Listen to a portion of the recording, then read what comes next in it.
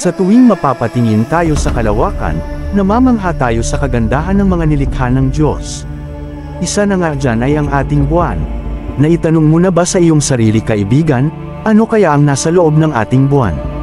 Marahil ay gusto mo rin itong malaman kaya sit back and relax sabay-sabay nating alamin kung ano nga ba ang nilalaman ng loob ng ating buwan.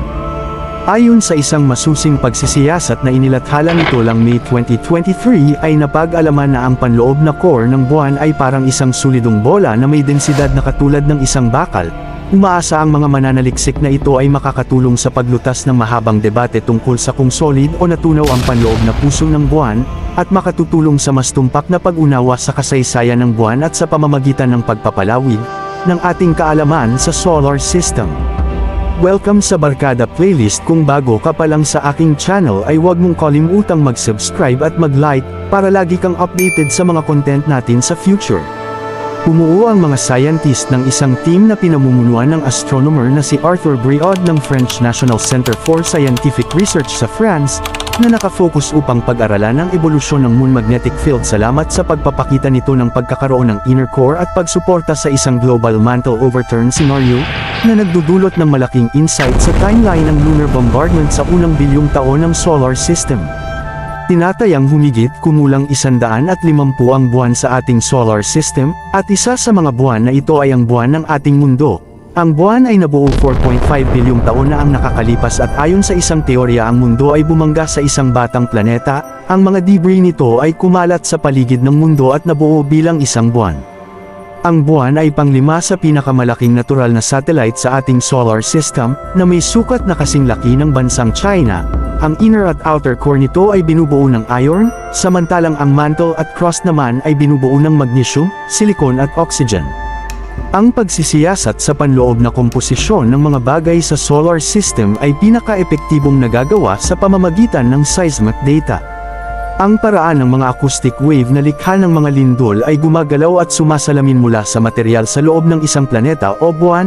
Ito ay makakatulong sa mga siyentipiko na lumikha ng isang detalyadong pag-aaral. Nagkataon na mayroon silang data ng lunar seismic na nakolekta ng misyon ng Apollo, ngunit ang resolution nito ay masyadong mababa upang tumpak na matukoy ang estado ng panloob na core. Alam ni Briaud na ang buwan ay mayroong panlabas na core, ngunit kung ano ang saklaw nito ay nananatiling nasa ilalim ng debate. Ang mga modelo ng isang solid na panloob na core at isang ganap na tuloy-tuloy na core ay gumagana ng maayos sa data ng Apollo. Upang malaman ito ng isang beses at para sa lahat, si Briaud at ang kanyang team ay nangolekta ng data mula sa mga misyon sa kalawakan at mga eksperimento sa hanay ng lunar laser upang mag-compile ng isang profile ng iba't ibang katangian ng buwan.